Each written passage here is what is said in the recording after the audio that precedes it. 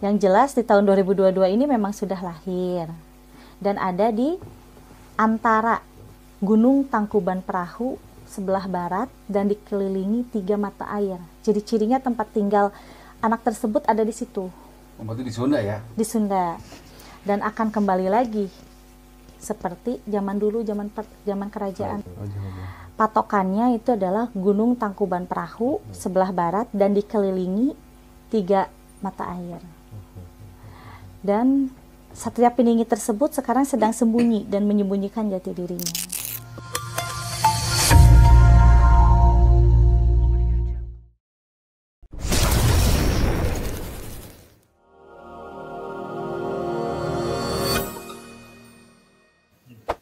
Ratu Adil dalam sejarah antara narasi, harapan, dan realitas. Jadi nanti kalau pas saya cerita tentang ini ya, Ratu Adil dalam kurung Satrio Piningit ini, kalau ada bahasa-bahasa yang mungkin asing di telinga Anda ya, sudah masuk telinga kanan, keluar telinga kiri, itu aja ya. Itu aja. Kalau umpamanya ini apa, ini ngomong apa, orang ini kok gigi banget ini ya, gitu ya, nggak jelas ya. Jadi dengerin aja udah, sambil ngantuk-ngantuk nggak apa-apa gitu aja. Gitu. Tulisan ini membahas fenomena Ratu Adil dalam konteks sejarah, ideologi, dan tradisi masyarakat Indonesia, khususnya Jawa, dengan mengutip narasi bahwa di dalam Islam itu juga ada konsep-konsep yang mirip dengan yang diyakini oleh sebagian kultur masyarakat Indonesia, wabil khususnya orang-orang Jawa. Jadi mohon maaf yang di sini mungkin bukan orang Jawa ya. Kalau kurang ini mohon maaf, saya bukan mengagung-agungkan atau menarasikan bahwa orang Jawa ini begini begitu, bukan ya. Tidak, ini tidak bicara sara ya. Bahwa di dalam Islam terdapat juga Imam Mahdi dan juga Mubasyirat Jayabaya. Di sini kemarin ketikanya belum di itu, jadi masih tertulis ramalannya kemarin. Artikel ini ya, catatan ini memperlihatkan bahwa bagaimana figur Ratu Adil itu selalu menjadi pengharapan rakyat di tengah krisis sosial, politik, dan ekonomi.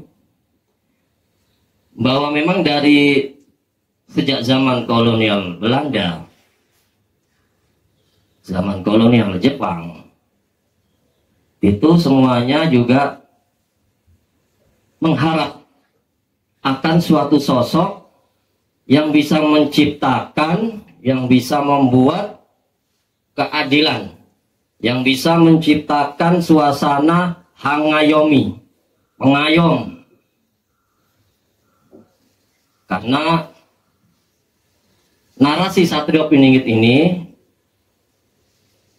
dan juga Ratu Adil dari masa ke masa itu selalu berkembang, selalu bergulir di setiap pergantian kepemimpinan. Mungkin bagi kita yang generasi tahun 90-an ya, mungkin masih menangi, apa bahasa Indonesia menangi itu ya, kalau mengalami ya. Kita kalau zaman saya dulu menyaksikan ya, bisa ya. Kalau saya masanya Pak Karno belum lahir. Pak Soeharto, saya dulu waktu itu tahun 97, waktu zamannya 98 itu peristiwa apa itu? Trismon itu ya, itu saya waktu itu masih aliyah ya, itu mau ke Jakarta karena ada banyak kerusuhan, akhirnya dilarang ke sana sama saudara-saudara di Jakarta. akhirnya ke Kalimantan. Ya, Kalimantan. Karena waktu itu banyak kerusuhan. Nah, di setiap pergantian kepemimpinan itu banyak narasi yang selalu mengiringi setiap peristiwa sedang berjalan. Di antaranya yaitu tadi narasi tentang Ratu Adil Satrio Piningit.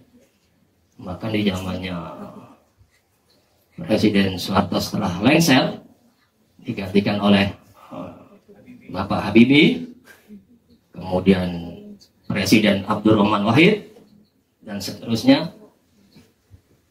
Isu-isu narasi tentang Ratu Adil Satrio Piningit itu selalu berkembang di kalangan masyarakat. Ketika Pak Harto turun waktu itu sudah gonjang-ganjing politik, siapa yang lebih pantas untuk menggantikan Pak Soeharto, maka ada yang namanya poros tengah waktu itu, seingat saya. Poros tengah untuk mengimbangi antara poros kanan dan poros kiri. Poros kanan agak condong ke Islam-Islaman, poros kiri ya agak nasionalis, dan makanya ada poros tengah waktu itu. Maka karena ada negosiasi yang alot, maka dinaikkanlah Presiden Abdurrahman Wahid, walaupun di tengah perjalanan juga dipreteli itu kekuasaannya. Ya. Sampai keluar dari istana juga pakai celana kolor begini. Narasi Satrio Piningit Ratu Adil juga terus berkembang pada zamannya Ibu Megawati, zamannya Bapak Susilo Bambang Yudhoyono. Ini bahkan ini saya ingat saya dulu digadang-gadang ini ya, karena lambangnya partai apa itu Demokrat itu kan lambangnya kayak 3 gini ya, bintang 3 itu ya. Itu kalau di literatur Jawa itu dia menggambarkan Trisulawedo atau istilahnya itu senjatanya Satrio Piningit. Maka saya kalau dalam narasi-narasi itu mengibaratkan senjatanya Satrio Piningit itu adalah Al-Quran, Al-Hadis, dan berarti sudah paham di sini semua. Jadi nggak usah saya terusin ya. Apa cukup di sini aja? Nah, itu kalau saya menarasikan senjatanya Satrio Piningit yaitu tadi Al-Quran, Al-Hadis, dan Mubasyirat. Nah, di tulisan ini saya cantumkan juga Bapak Joko Widodo ya.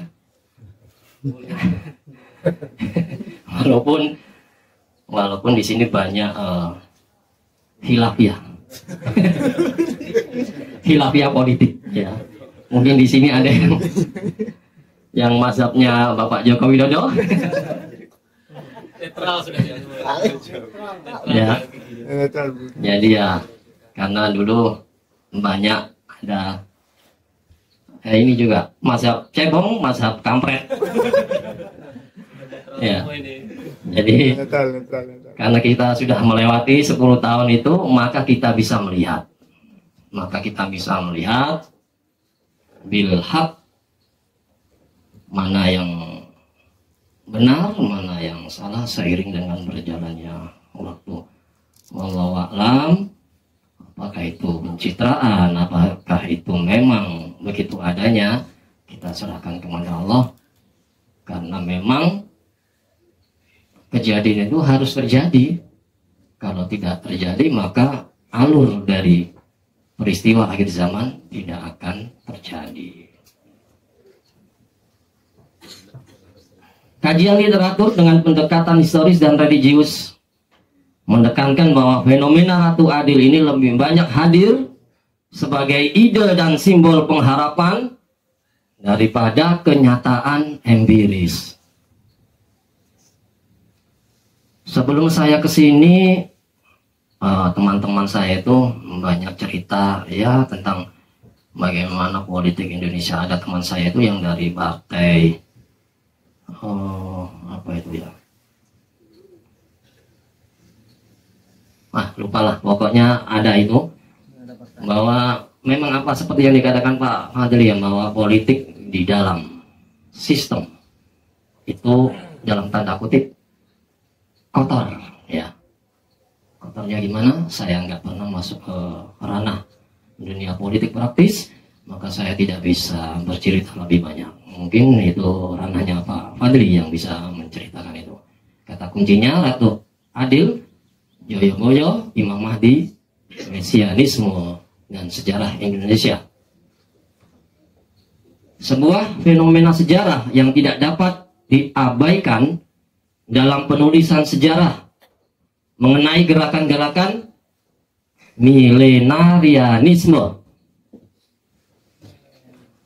Milenarianisme. Ribet banget ini. Tidak saya sampai muter-muter ini. Untung nggak kecakot. Otak kami pada ngelek. Nah, tadi disclaimer ya, kalau ada bahasa-bahasa planet di sini jangan bingung ya. Saya sendiri juga bingung sampai lidah muter-muter ini. Milenarisme itu kepercayaan akan adanya transformasi untuk bagaimana itu positif fundamental, kepercayaan fundamental ya yang ada di masyarakat yang dipicu oleh suatu peristiwa yang bersifat religius yang akan membawa dunia menuju masa pencerahan, menuju masa kedamaian, menuju masa kemakmuran ya. Maka ada istilah itu di dalam kepercayaan masyarakat Jawa, yaitu seperti Gemah Ripah Loh Jinawi, Toto Tentrem, Kerto Raharjo ya. Nah, kalau dalam bahasa Arabnya, bahasa Al-Qur'annya itu baldatun thayyibatun wa rabbun ghafur. Nah, ini bahwa memang kearifan orang-orang ulama-ulama Nusantara dulu memang intinya mengambil dari intisari Al-Qur'an. Gemah Ripah Loh Jinawi, keadaan bumi pertiwi di sebuah negeri dongeng. Toto Tentrem, Kerto Raharjo, di sebuah negeri dongeng dengan kesuburan alamnya mampu memberikan kemakmuran dan kesejahteraan pada rakyatnya. Ada juga narasi di dalam literatur manuskrip orang-orang dulu ya, nenek moyang itu ada yang namanya Surot Tiro Joyo Ningrat Lepur Dening Pangistuti. Ini segala sifat yang keras hati, picik, angkara murka hanya bisa dikalahkan dengan kebijaksanaan, nurul hikmah, dengan kelembutan dan kesabaran. Surot Dirojoyo Ningrat Lepur Dening Pangistuti. Ini juga intinya juga sama ya, selaras dengan Al-Quran dan Al-Hadis ya, bahwa kita memang diajarkan untuk lemah lembut ya, adab, sopan santun dan lain sebagainya.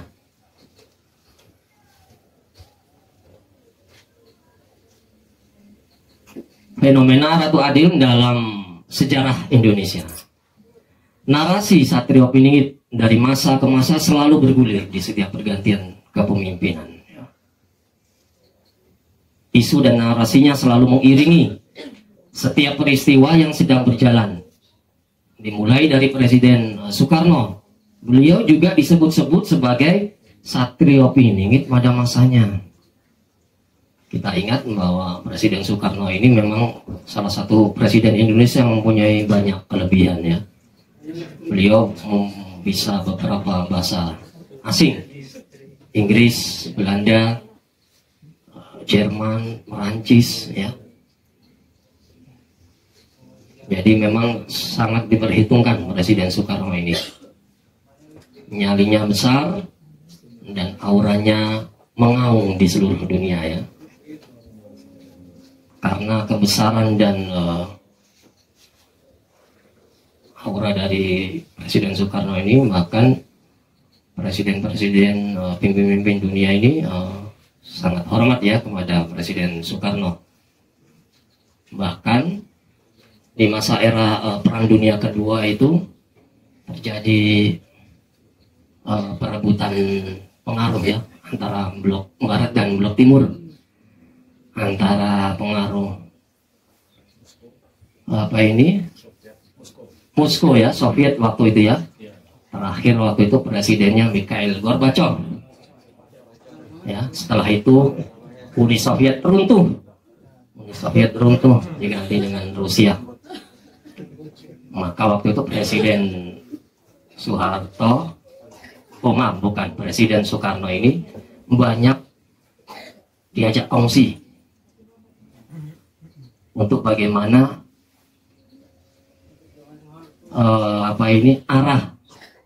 arah ideologi suatu negara itu dipengaruhi juga. Makanya ada waktu itu Nasakom ya, Nasakom, nasionalis, agama, nah komunis. Sayangnya itu belakangnya itu yang nggak enak. Karena memang waktu itu ideologinya komunis itu kan sosialis dia ya, untuk penyeragaman, pemerataan ekonomi kan itu. Itunya sebetulnya yang diimpikan oleh Pak Karno itu. Jangan kalau mau dilihat komunisnya itu memang ideologinya tidak percaya Tuhan, ya memang semuanya orang sudah paham. Tapi waktu itu komunis yang diagung-agungkan waktu itu adalah dari bidang ekonominya. Karena untuk menghadang hegemoni Barat itu salah satunya ya hanya itu dengan aliansi dengan Uni Soviet. Sehingga ketika presiden waktu zamannya Pak Karno itu siapa ya? Sebelum Mikhail Gorbachev ini. Gorbachev atau siapa ya? Itu dibujuk untuk Indonesia itu kalau bisa itu mengikuti ideologi komunis. Maka Pak Karno pun, karena masyarakat Indonesia ini muslim, nggak mungkin lah kan ya mengikuti sistem itu. Maka sama Pak Karno diakalin. Diakalinya itu kalau sejarah yang mungkin kita pernah baca itu, oke, saya mau mengikuti mungkin ya 1-2 inilah kemauan dari Uni Soviet. Tapi tolong saya minta, saya mohon, tolong carikan makomnya, makbaroh bukan makom. Kita harus bedakan antara makom dengan makbaroh. Kalau makom itu derajat atau tingkatan ya, kalau dalam ilmu tazkiyatun nafas. Ini tolong carikan saya makbarohnya Imam Bukhari.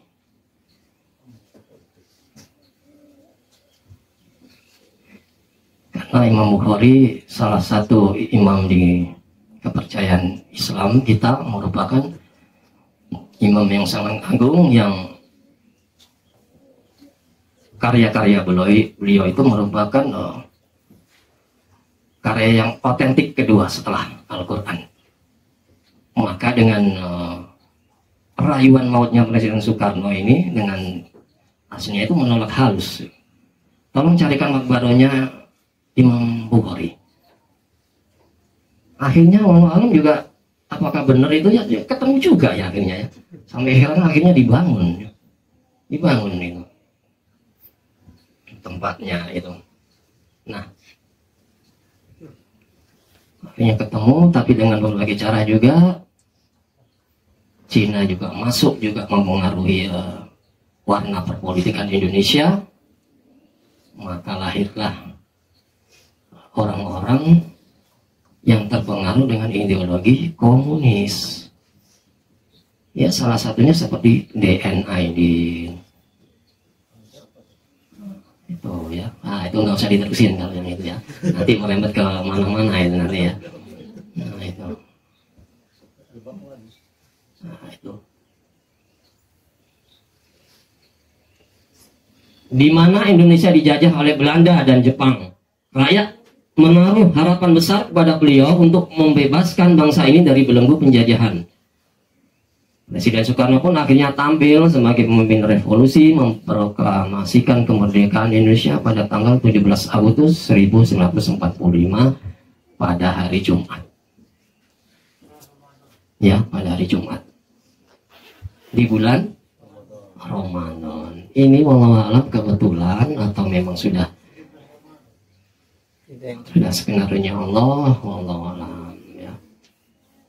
Kemudian pada masa Presiden Soeharto, narasi satirop ini kembali bergulir. Presiden Soeharto juga disebut-sebut sebagai satria yang muncul dari kalangan rakyat biasa. Seorang tentara yang kemudian naik menjadi presiden melalui peristiwa G30S PKI. Nah, habis ini tanggal 30 September ini ya. Nah, makanya ini diangkat cerita ini. Selama 32 tahun berkuasa, Pak Harto dianggap sebagai pemimpin yang membawa stabilitas politik, pembangunan ekonomi, meski pada akhirnya tumbang oleh gerakan reformasi. Nah, waktu itu saya juga mengalami itu. Selanjutnya Pak Habibie yang menggantikan Soeharto juga sempat dipersepsikan sebagai penyelamat di masa transisi. Tapi sayangnya Timur Timur lepas dari Indonesia. Tapi kabarnya juga Timor Leste kepingin kembali ke Indonesia, ya, balik kucing. Ya. Lalu Presiden Abdurrahman Wahid sebagai tokoh NU yang dikenal dengan keulamaannya, saya tambahi dengan juga kenyelenehannya. Ya. Karena di antara sekian banyak presiden sampai saat ini hanya Gus Dur lah yang nyeleneh, ya. Yang nyeleneh ya. Saking nyelenehnya keluar dari istana juga pakai kata kolor. Oleh sebagian kalangan juga dianggap sebagai sosok Ratu Adil karena keberaniannya dalam menegakkan pluralisme dan keadilan ya. Di masa Gus Dur ini juga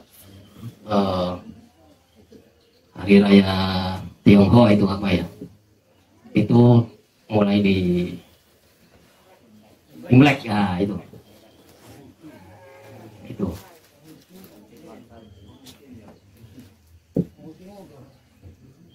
Dan presiden yang paling sering ke luar negeri karena memang kepiawaiannya dalam berdiplomat dan juga bisa beberapa bahasa asing ya. Kemudian Ibu Megawati Soekarno Putri, putrinya Bung Karno, juga mendapat tempat dalam narasi Satrio Piningit. Rakyat melihatnya sebagai penerus ayahandanya. Nah ini ya, ya. Ada istilah buah kelapa jatuh tak jauh dari pohonnya. Kejauhan deh. Ya jatuhnya ya. Kejauhan. Kemudian ada Pak Susilo Bambang Yudhoyono yang masuk juga dalam narasi ini, bahkan lambang Partai Demokrat. Ya itu juga kan diambil dari ini narasi-narasi tentang kebangkitan Nusantara. Sebagai pemimpin yang datang dan membawa perubahan dan harapan baru.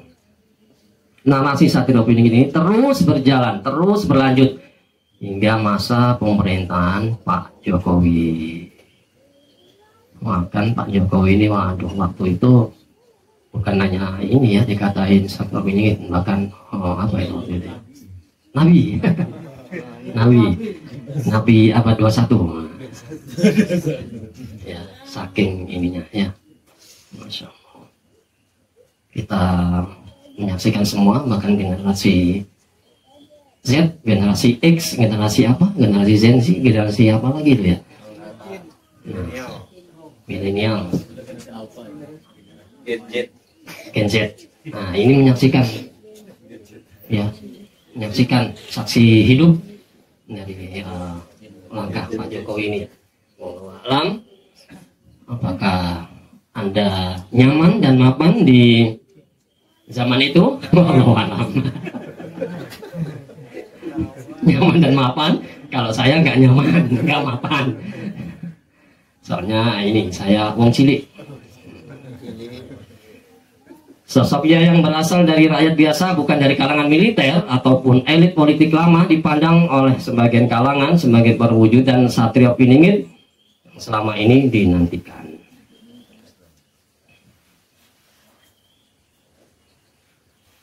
Tentang Mubasyirat Jayabaya, menurut kitab Asror,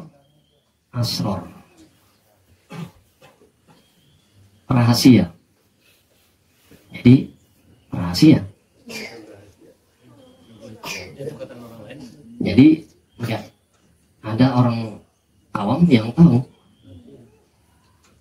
Dalam dunia pewayangan Jawa dikenal dengan adanya Mubasyirat Ratu Adil. Mubasyirat ini dinisbatkan kepada Prabu Joyoboyo, raja besar kerajaan Kediri. Yang punya Kediri udah pulang ya? Pulang semua. Oh iya. Yang memerintah sekitar abad ke-12. Mubasyirat tersebut dikenal dengan sebutan Jongko Joyoboyo. Jadi harus medok ya, jangan jangka bayak jaya bayang. Nah, itu. Jadi harus medok. Jongko Joyoboyo. Yang berisi gambaran tentang keadaan zaman dari masa ke masa hingga datangnya Ratu Adil. Kitab Musaror dan beberapa serat lain juga memuat mubasyirat tentang datangnya Ratu Adil. Sunan Prapen dan Pangeran Wicil I disebut-sebut sebagai penyusun dan penafsir ulang dari mubasyirat ini. Jadi Sunan Giri Prapen ini adalah anaknya dari Sunan Giri. Ya. Jadi bukan satu entitas yang satu, ini beda.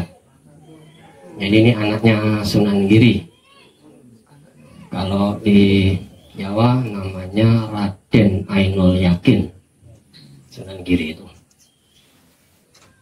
Dan ini anaknya. Karena waktu itu di Giri, Kedaton Giri itu, Keraton Giri itu ada kerajaan juga, jadi skala kecil. Dia hanya sebatas seperti lingkungan di kita ini, kayak pesantren gitu. Dan di sana di Gresik itu ada memang perkampungan yang dulu memang bekasnya ini pesantrennya Sunan Giri. Dan juga ada waktu itu juga Sunan Derajat juga. Sampai sekarang pesantren itu ada, namanya Pondok Pesantren Sunan Derajat. Masih ada.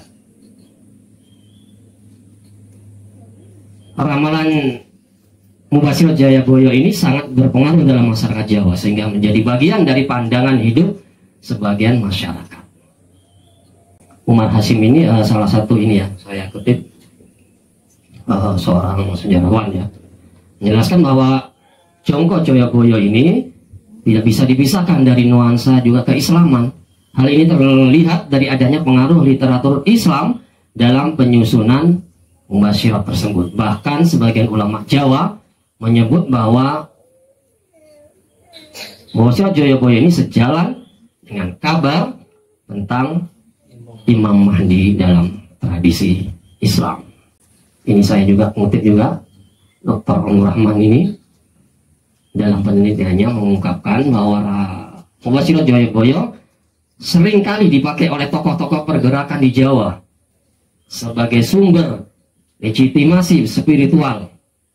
Misalnya Pangeran Diponegoro dalam Perang Jawa tahun 1825 sampai 1830. perang yang dilakukan Pangeran Diponegoro ini juga dikait-kaitkan juga ya dengan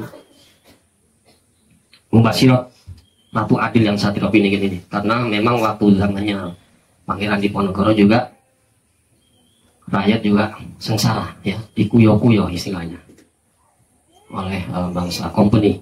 Begitu pula gerakan-gerakan rakyat yang lain seperti Sri Katon, Tambak Merang. Nah, ini nanti kisah selanjutnya pada episode selanjutnya. Waktu kemunculan Ratu Adil menurut Mubasyirat Jayabaya menyebutkan tentang datangnya Kolo Bendu. Kolo Bendu ini istilah zaman ya, istilah pembagian. Dan Kolo Subo, yaitu masa-masa penuh kekacauan, penderitaan, ketidakadilan. Kalau yang di hadis itu apa itu? Fitnah ini ya. Ya, itu. Sukma fitnatus sarro dakhonaha min tahta qadami, itu juga bisa masuk. Ya. Bahwa memang semuanya itu juga kadang ada yang dicomot-comot juga dari hadis-hadis akhir zaman di Islam juga ya.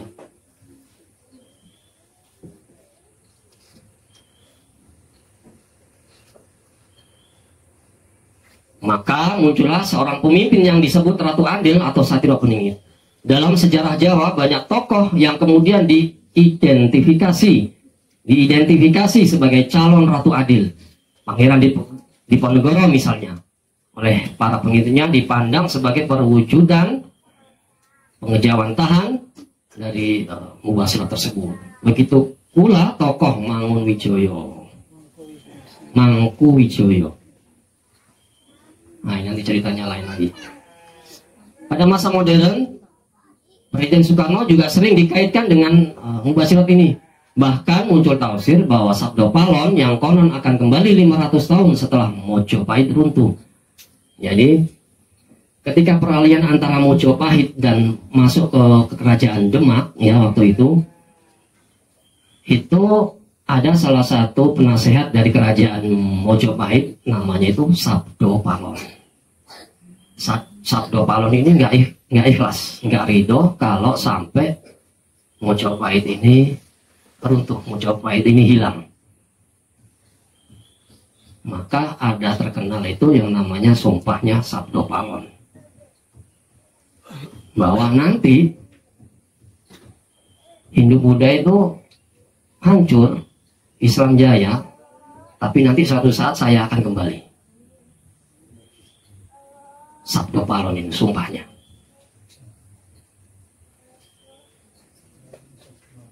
Dalam arti dia akan bikin suatu kekacauan, bahwa dia nggak ikhlas Islam itu ada di tanah Jawa.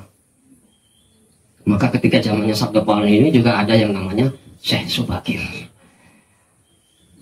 Syekh Subakir yang ini sejaman atau bahkan sebelum dari Syekh Jumadil Kumbro, leluhurnya Kang Diki itu.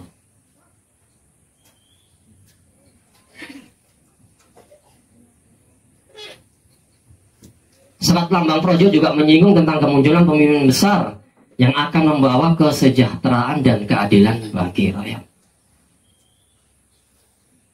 Mubasyirat Jayabaya hingga kini tetap hidup dalam imajinasi kolektif masyarakat Jawa, yang menjadi simbol harapan akan hadirnya pemimpin yang mampu menegakkan keadilan sosial, membebaskan rakyat dari penderitaan, dan membawa kepada kejayaan bangsa.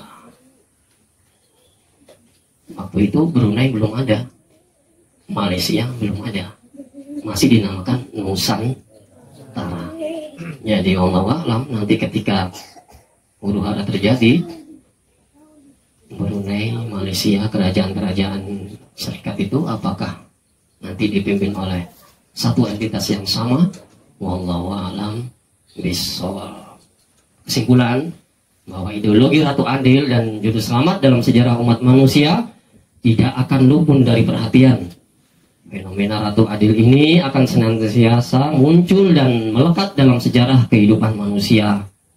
Ratu Adil bukan hanya merupakan ratu atau jawa, ratu atau raja, tapi lebih dari itu Ratu Adil hendaknya memiliki kekuatan moral, spiritual. Oleh karena itu munculnya Ratu Adil dalam sejarah Indonesia, khususnya di Jawa, selama ini cukup banyak, namun demikian tidak dapat dibuktikan kemunculan Ratu Adil tersebut. Munculnya Pangeran Diponegoro, HOS Cokro Aminoto, Haji Umar Said, ya, Insinyur Soekarno, Pak Harto, Gus Dur, Ibu Megawati, dan seterusnya dan seterusnya. Dalam sejarah Indonesia merupakan bukti bahwa rakyat mempercayai tokoh tersebut hadir sebagai sang Ratu Adil dalam bidangnya masing-masing, dalam karakternya masing-masing, dalam keahliannya masing-masing. Dalam ruang geraknya mendapat dukungan yang luar biasa dari rakyat. Makanya di setiap presiden yang memimpin Indonesia ada yang kontra, ada yang pro, dan itu biasa-biasa saja. Karena manusia tidak ada yang sempurna. Jadi kita menanggapi siapapun yang menjadi presiden Indonesia biasa-biasa saja. Kata Gus Dur, gitu aja kok repot. Itu aja. Dengan demikian Ratu Adil sang juru selamat dalam ramalan yang Wasilo Joyoboyo memiliki kesamaan dengan Imam Mahdi atau Mesias. Kemunculan Ratu Adil selalu dinantikan oleh manusia sebagai jawaban atas masalah yang melilit. Hal ini disebabkan karena adanya anggapan sebagian besar manusia bahwa dengan datangnya Ratu Adil akan memberikan jalan keluar atas kerusakan tatanan sosial, politik, ekonomi, sosial, budaya, Ipolek Sosbud. Nah, dulu kita waktu SD pernah ada pelajaran Ipolek Sosbud ya. Kalau Pak Adil di politik pasti ada itu pembekalan itu ya. Karena hadirnya Ratu Adil ini ingin mewujudkan yaitu tadi kemakmuran dan keadilan yang sudah dirusak oleh tangan-tangan manusia. Seperti di surat Ar-Rum ya. Dhaharul fasadu fil barri wal bahr bima kasabat aydin nas liyudhiqahum ba'dal ladzi amilu la'allahum yarjiun. Telah tampak kerusakan di darat dan di laut disebabkan perbuatan tangan manusia. Melalui hal itu, maka Allah membuat mereka merasakan sebagian dari akibat perbuatan mereka. Allahum yarji'un, agar mereka kembali ke jalan yang